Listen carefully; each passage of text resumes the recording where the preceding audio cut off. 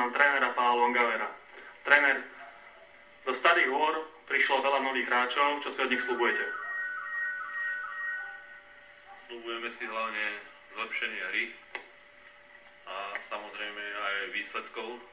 Prišli k nám hráči na rôznych postoch, sú to hráči hlavne do útoku, ako Rišo Majkovič, ktorý je dostatočne tvrdý a vysoký, čo nám posiaľ chýbal, takýto typ hráča. Potom je tam Palko Haviar, ktorý už bol u nás a vieme, aké má kvality. Dúfam, že sa mu bude dariť aj čo sa týka po zdravotnej stránke, že nebude zranený. Potom ďalej prišli hráči, ktorí by mali trošku diktovať aj tempo hry a vlastne kvalitu. Že to je Tomáš Kolár, ktorý prišiel do stredu zálohy. Ďalej sú to hráči z Harmanca, ako Ivan Bango, chlapec, ktorý veľmi chce hrať fotbal, aj snaží sa, je to vidno aj na tom risku, má prehľad. Ďalej je to Maťo Kenický, takisto podobný typ hráča, možno ešte viac tvrdosti u ňo. Ďalej sú to hráči ešte, kto nám tam ešte... Čo vravíte na zranenia hráčov? Druhý prípravný zápas, prakticky 5-6 zranení hráči, trošku vám to robí vrásky na čele?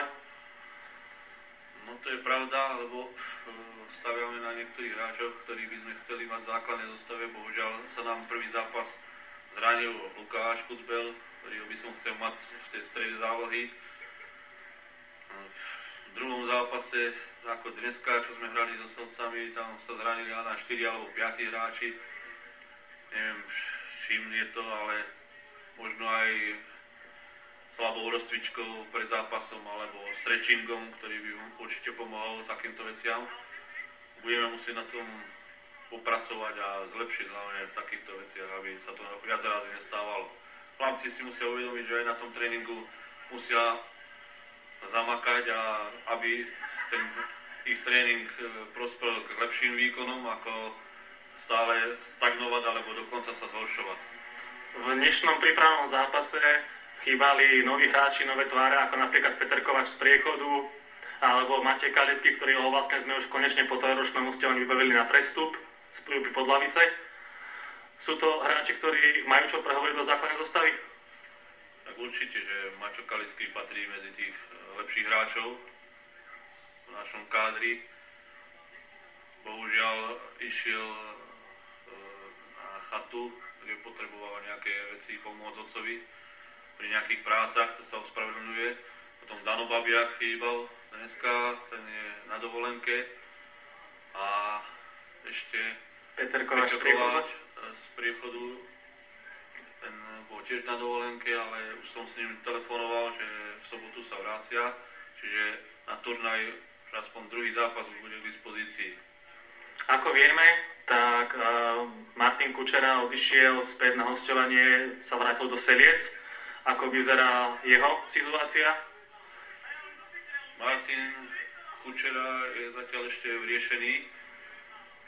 Máme nejaké riešenie so Selcami. Dneska sme im ponúkli možnosť získať brankára z Brusna, ktorého sme mohli získať aj my prakticky, len finančné nároky nám to nedovolujú, čiže hľadáme riešenie brankára poskytnúť Selciam a tým pádom získame Maťa Kučeru, ktorý takisto veľmi dobre zapadol do kolektívu, tak dúfam, že bude naďalej náš hráč.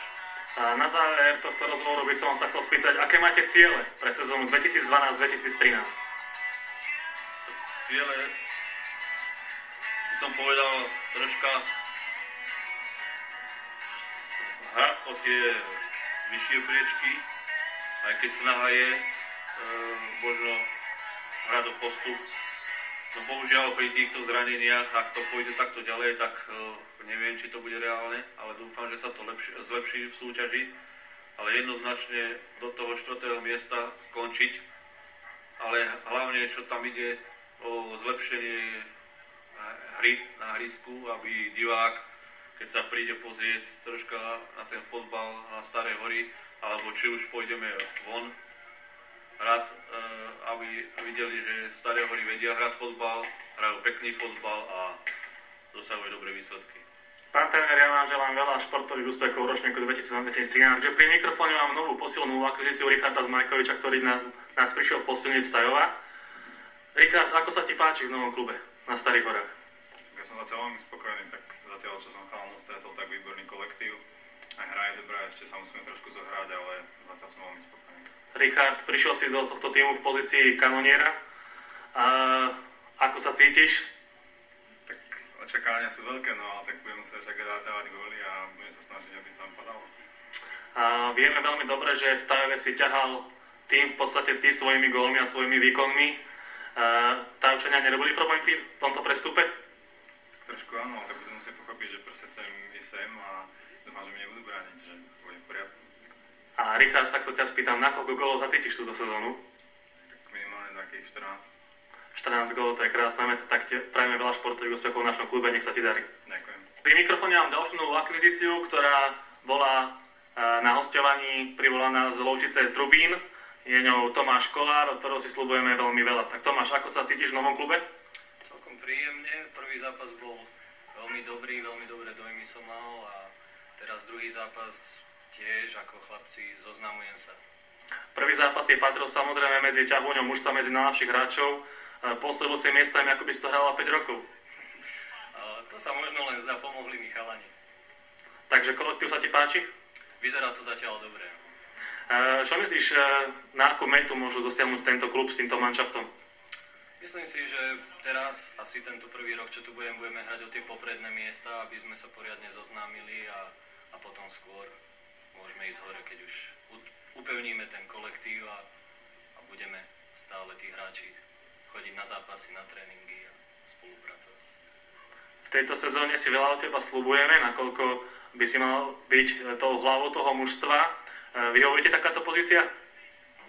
Myslím si, že hej, ale ako som povedal, veľa záleží, ako mi chalani pomôžu, lebo jeden hráč nikdy nič nespraví.